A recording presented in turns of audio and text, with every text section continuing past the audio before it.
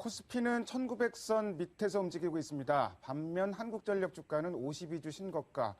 이렇게 말씀드리면은 최근 장세의 흐름이 딱 이해가 될 것 같습니다. 자, 이런 흐름 앞으로도 또 이어질 것인지 또 어떻게 대응해야 될지 3인의 전략에서 알아보도록 하겠습니다. 이 시간에는 머니투데이 방송의 이학영 전문위원과 토로스투자증권의 김대준 연구원 함께합니다. 안녕하십니까? 안녕하세요.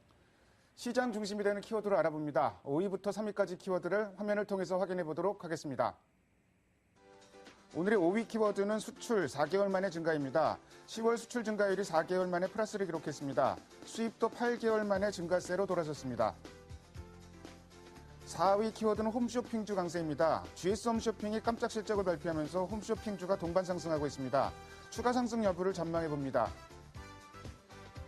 3위 키워드는 전자결제주 강세입니다. 전자결제주가 실적 호전 기대감으로 일제히 강세를 보이고 있습니다. 대응 전략을 세워봅니다. 어닝 시즌 영 부담스러운 건 사실인데 몇몇 기업들은 그나마 서프라이즈를 기록을 하고 있습니다.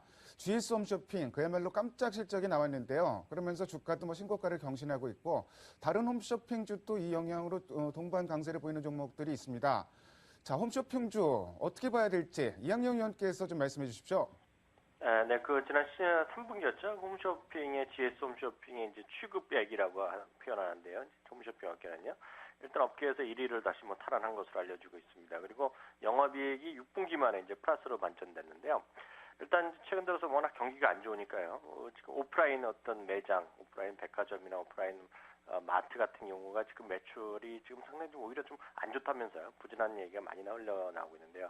그만큼 상대적으로 지금 홈쇼핑으로 고객들이 몰리는 것의 현상이 그대로 지금 시장에서 반영됐다라고 이해하시면 좋을 것 같습니다.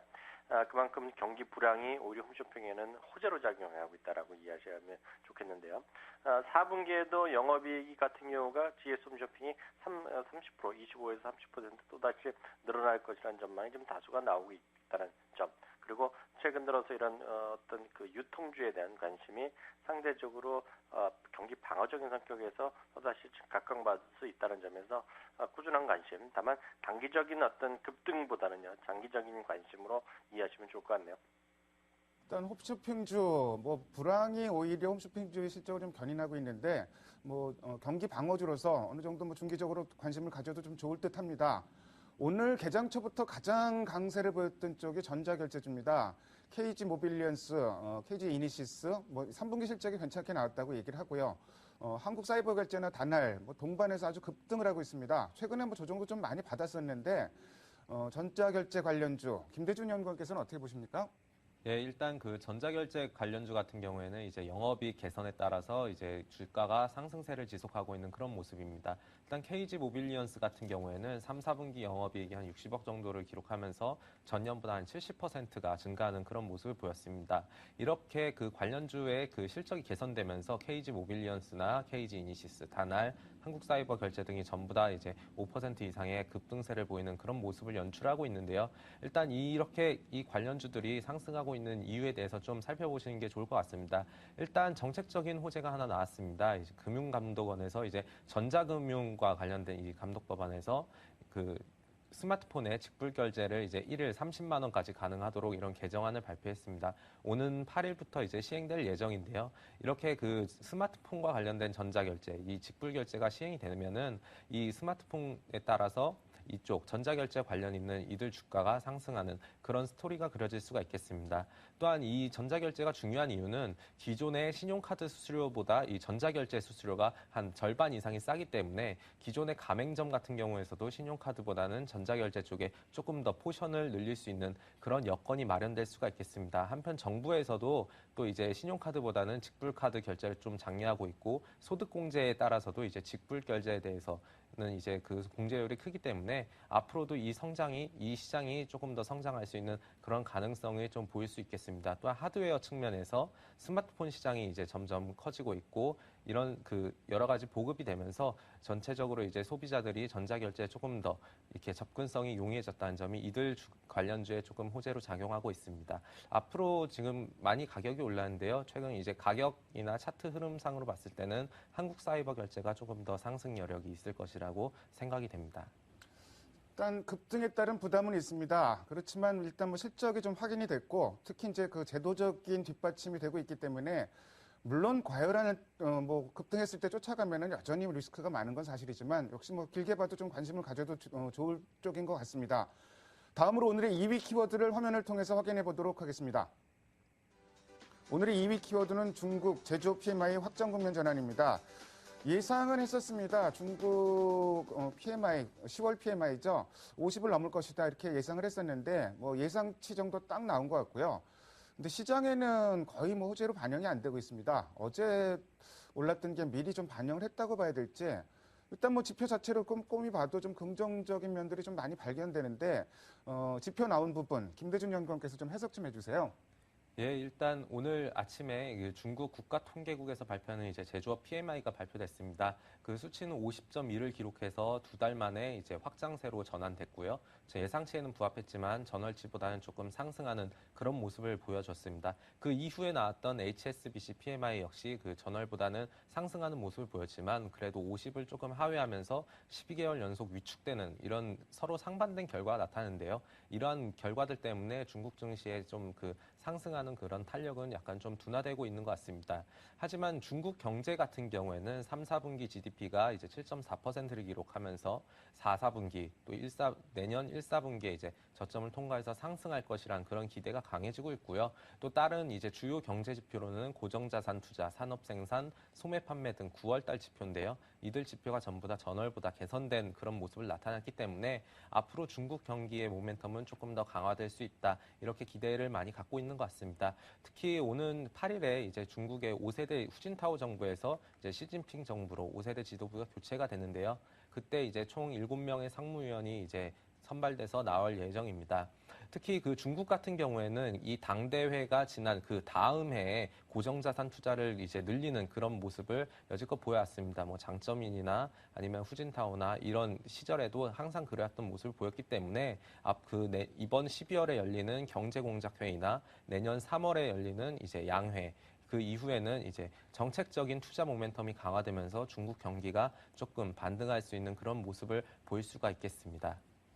중국 관련해서는 최근에 일단은 아주 부정적인 견해들이 많았었는데 점점 좀 긍정적론이 조금 힘을 얻어가고 있는데요. 문제는 중국 관련주들일 것 같은데 중국 관련주들은 어떻게 대응해야 될 거로 보세요?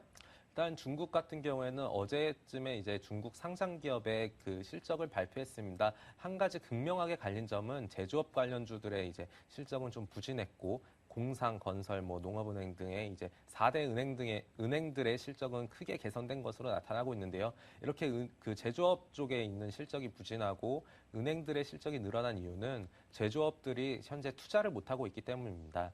유로존의 그 교역이 조금 위축되면서 기업들이 투자 여건이 약화되었고 이는 그 중국 기업의 장기 대출을 통해서 좀 알 수가 있는데요. 현재 중국의 그 기업들이 대출을 받고 있는 장기 대출 같은 경우에는 최근 4년 내 가장 낮은 수준이고요. 오히려 운영 자금에 필요한 이 단기 대출은 대폭 늘어나고 있습니다. 따라서 이 장기 대출이 조금 더 늘어나는 모습이 보여야지 제조업들 기업의 그 실적도 좀 개선될 것이라고 볼 수가 있고 그 이후에 이제 이들 주가가 조금 더 강세를 보일 수 있기 때문에 일단 가장 첫 번째로는 장기 대출이 증가할 수 있는 여부를 조금 판단해 보셔야 될 것 같습니다.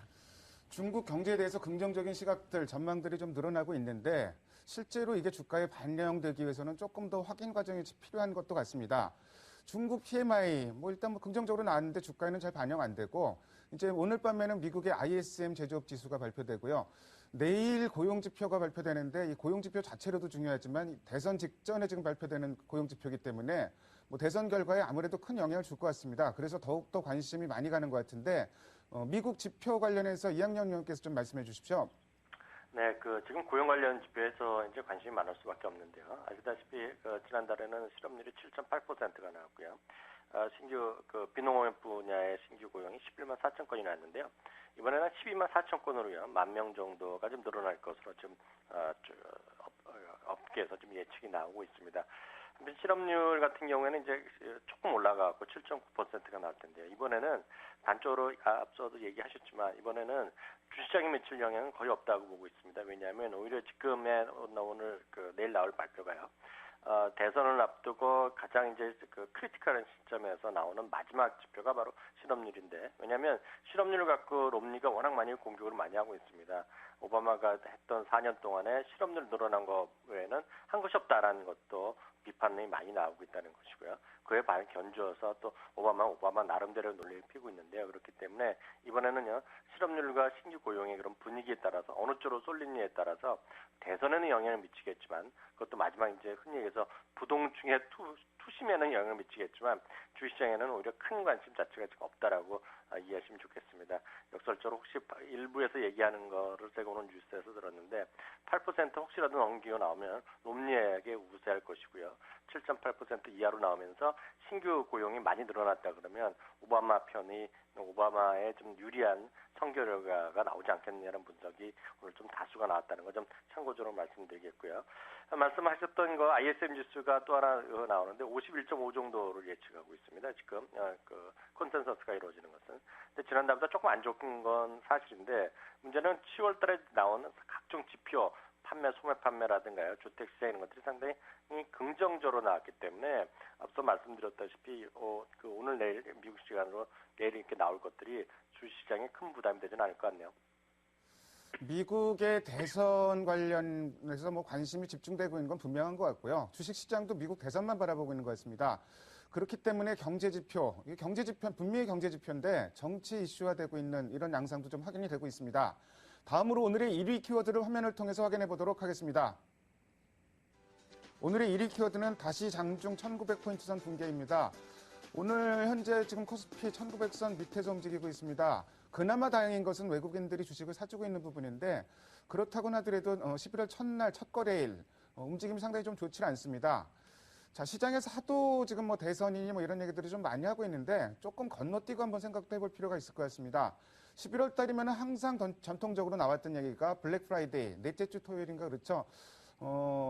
미국 소비를 가늠할 수 있는 뭐 소비에 대한 기대감, 연말 쇼핑에 대한 기대감 많이 좀 높아지는 시기인데, 이번 블랙 프라이데이는 어떻게 보고 있는지, 그리고 투자 전략까지 이항영 의원께서 좀 말씀해 주십시오. 네, 맞습니다. 그 소매 매출이요, 미국에서 하는 얘기죠. 미국 소매 매출의 연중 한 20% 되는 것이 바로 이제 그 땡스기빙 데이, 추수감사절 바로 다음 날부터 크리스마스까지의 연말 쇼핑 시즌에 일어난다고 하는 것이 소위 이제 블랙 프라이데이죠. 이제 많이들 아시겠지만 이제 소매 적자로 보던 기업이 바로 그날부터 색깔이 바뀌면서 흑자로 전환한다는 그런 얘기도 있는데요. 일단 과거에 보면 미국에서도요, 그 과거 한 80% 정도 확률로 보면 그 시기에 주시장도 좋았다는 얘기를 많이 하고요. 그렇게 주시장이 좋으면 우리 시장도 좀 좋았다는 그런 과거의 순전히 그 통계치는 분명히 사실로 볼 수 있습니다. 작년 뭐 기억하시는 분 계시겠지만 작년에 한 8,600만 명이 결국 쇼핑을 하러 나왔습니다. 평균 한 $360 정도로 소비했는데요. 올해는 한 $395에서 많게는 $400 정도까지 소비를 할 가능성이 있다는 일부 예측이 나오고 있습니다. 또한 작년에는 한 2.5% 정도가 결국 연말 쇼핑 시즌에 플러스가 났는데, 올해도요, 일단 지금까지 나온 것만 말씀드리면 전미 소매협회에서 이제 항상 이런 걸 지켜야 하는데요. 올해도 2.5에서 3.5% 사이 정도로 늘어날 것으로 예상을 하고 있습니다. 그렇지만 일부 민간 기구에서 하는 뉴스에 의하면요, 그보다 좀 적극적으로 보는 사람도 있습니다. 5에서 6% 정도 늘어날 것이라고 보고 있고요. 그런 곳에서 다 이제 조사를 해봤더니 뭘 사겠냐는 것은 항상 나오지만 작년에도 재작년에도 똑같습니다. 항상 1순위는 여기 미국 사람들도 캐나다 사람도 상품권에 대한 수요가 제일 많습니다. 제일 선물하기 편하니까요. 그리고 두 번째는 이번에는 스마트 기기인데 그 중에서도 태블릿에 대한 관심을 많이 표명했다는 서베이를 하는 것을 제가 봤습니다. 그렇게 오늘 좀 이렇게 좀 긍정적으로 보는 민간 연구소가 있는 것은 내년도 경기 회복에 대한 기대감이 미국 사람에 좀 있다는 것은 사실이고요. 그런 똑같은 서베이 결과를 보면은 2009년 이후에 지금 제일 좋았다는 그런 서베이 결과가 있습니다. 근데 문제는 이 서베이 결과가 지난주 말까지 이제 서베이에서 나온 거기 때문에 이번에 이제 샌디의 그 허리케인 이후로 보면 많이 달라질 수 있다는 것이 큰 변수입니다. 왜냐하면 뭔가 좀 돈을 갖고 소비를 하려고 했는데 집이 부서지고 뭐 여러 가지 그 또 복구한 수요가 늘어나니까 선물 같은 거 사는 것이 아니라 집안일을 복구하고 뭐 자동차 수리하는 데 쓸 수 있기 때문에요. 이번에 많은 연구 결과 미리에 조사한 것이 어긋날 수 있다는 그런 주장도 분명히 있습니다. 그렇기 때문에 너무 큰 기대를 해서는 안 된다라는 그런 분명히 주장도 있고요. 또 일부에서는 소수지만은요. 블랙 프라이데이는 죽었다라는 얘기 표현을 하는 걸 제가 좀 봤습니다. 무슨 얘기냐면 블랙 프라이데이가 과거와 같은 영광에서 점점 사라지고 있다는 얘기하고 있습니다.